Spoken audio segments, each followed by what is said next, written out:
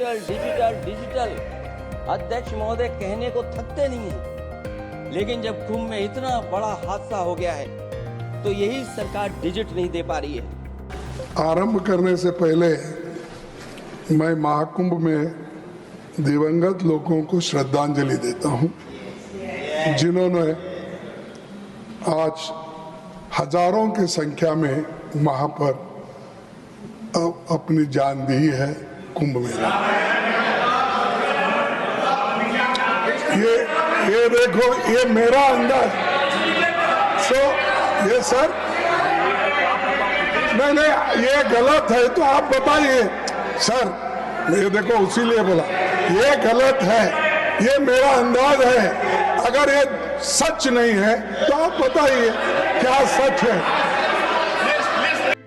नमस्कार, स्वागत है द पब्लिक एक्सप्रेस के डिजिटल प्लेटफॉर्म पर। मैं हूं जितेंद्र यादव। आज का विषय बेहद गंभीर है और डरावना भी, क्योंकि महाकुंभ में जिस तरह से श्रद्धालुओं की जान गई, उससे ज़्यादा चौंकाने वाली बात यह है कि सरकार इन मौतों का आंकड़ा बताने से बच रही है।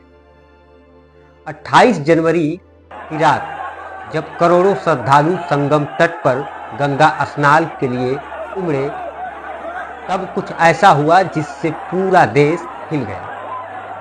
रात के 2 बजे अचानक भगदड़ मच गई।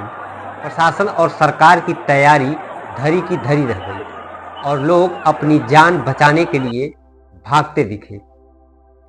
यूपी सरकार के मुताबिक कुल 30 लोगों की मौत हुई और 60 लोग घायल हुए। लेकिन क्या यह सच है? तमाम रिपोर्ट्स और कुछ और कह रही है।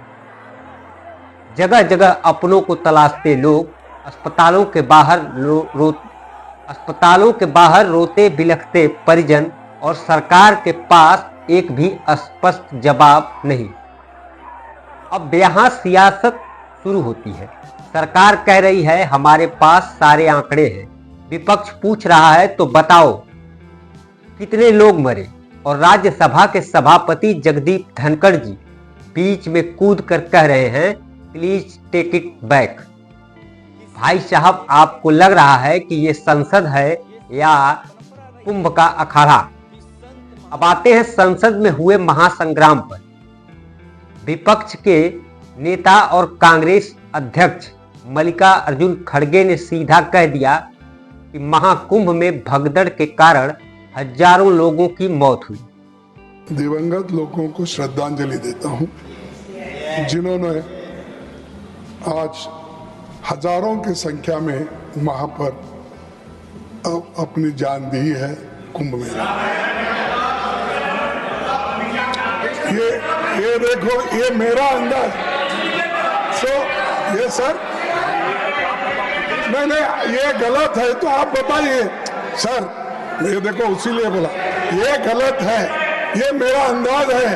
अगर ये सच नहीं है तो आप बताइए क्या सच है। और इसके बाद राज्यसभा में हंगामा मच गया। जगदीप धनखड़ साहब ने तुरंत माइक उठाया और बोले, खड़गे जी कृपया इसे वापस लीजिए। लेकिन खड़गे जी तो ठान कर बैठे थे।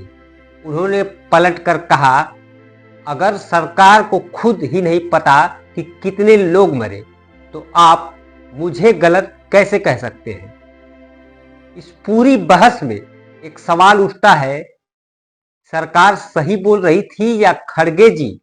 क्योंकि सच ये है कि गंगा में बहते शवों की तस्वीरें आई हैं, अपनों को खोजते लोग दिखे, लेकिन सरकार का आंकड़ा 30 से आगे बढ़ ही नहीं रहा है।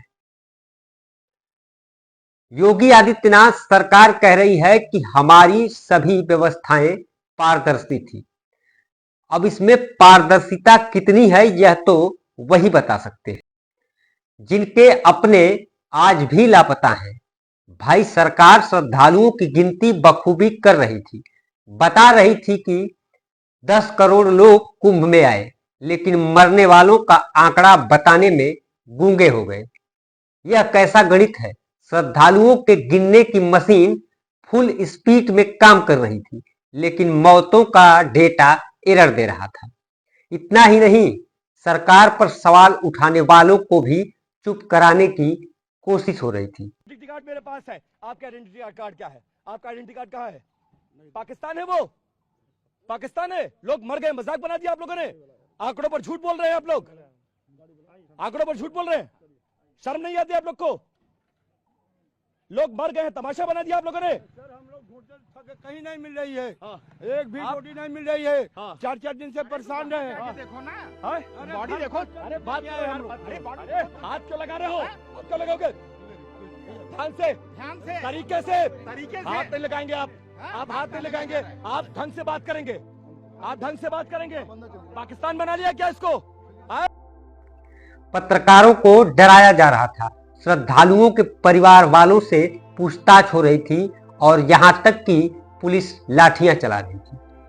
क्या यह है रामराज या फिर लाशों पर राजनीति? गंगा किनारे सिर्फ लाशें ही नहीं, सरकार के खोखले दावे भी तैर रहे थे। जो बच गए वो भगवान का धन्यवाद कर रहे थे और जो मर गए उनके लिए सरकार के पास कोई जवाब नहीं।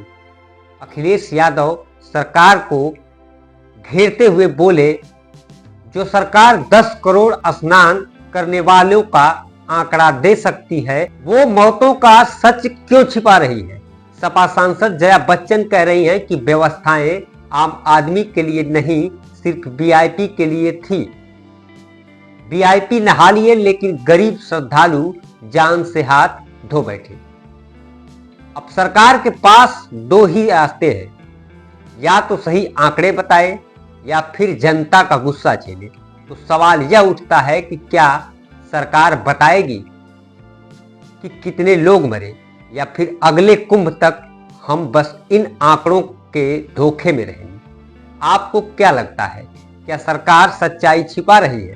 क्या खड़गे जी सही कह रहे हैं या फिर सरकार की तरफ से कोई बड़ी साजिश चल रही है? कमेंट करके अपनी राय जरूर बताइए। वीडियो को लाइक करिए, इसे इतना शेयर करिए कि सरकार तक आपकी आवाज पहुंचे।